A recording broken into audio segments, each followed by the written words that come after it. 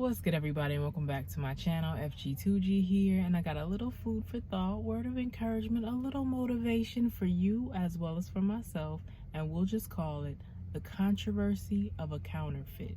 Okay, so I don't know if this was like a social media thing in general, or if it was just more so like a TikTok thing, but for a while it was very popular to, reorganize or restock your pantry or maybe your laundry room or whatever it was, containers.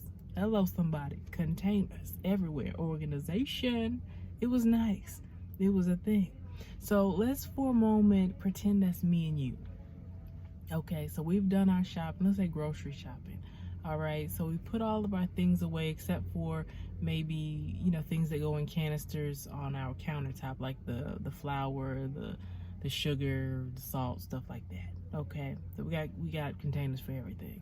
So we're down to that sugar and salt, and say it's equal parts. Okay, now people say that sugar looks like salt, at least from a distance. If you're not careful, they look alike, and they do. And let's say these canisters that you got, you're able to put the label on yourself or write it on there yourself. And, let's say you've poured the salt in one, you poured the sugar in one, again, equal parts, but you threw the packages away before you put the labels on there, so you don't forget which one is which. You thought you remembered, and so you put the labels on as you thought you had remembered. You carry on with your day, right?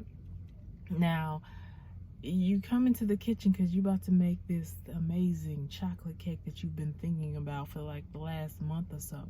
That chocolate cake that is so good, it's like Matilda, you can do it, Bruce. That chocolate cake, it looks so decadent, you want to grab it by the handfuls.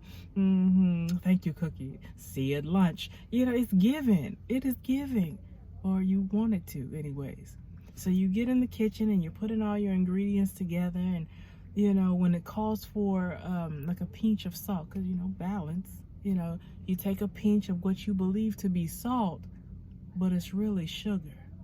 And then you take those cups of what you thought was sugar and it's salt, and you heap it in, and your mouth is watering because you just know. Yeah, So you mix it all around, and let's say you've put your eggs in there already, so you can't taste it, or you're not supposed to.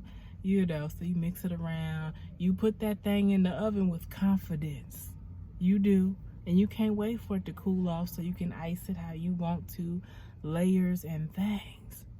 And so you got the finished product, it's cooled off, the finished product got the frosting, you cut a slice, you bite into it, and it's like, skirt, pause.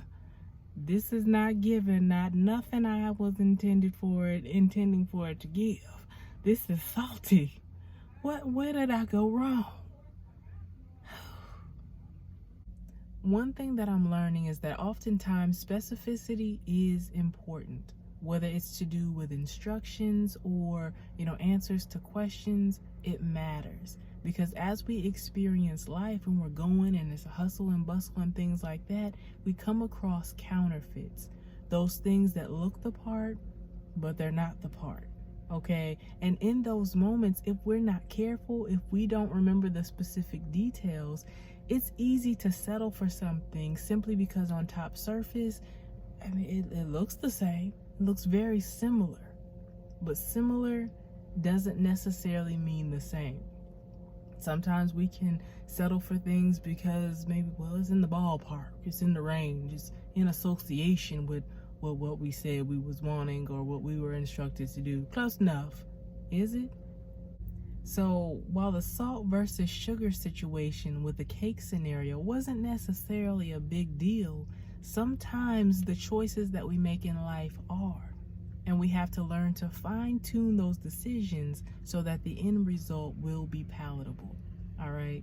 The controversy of a counterfeit. Peace.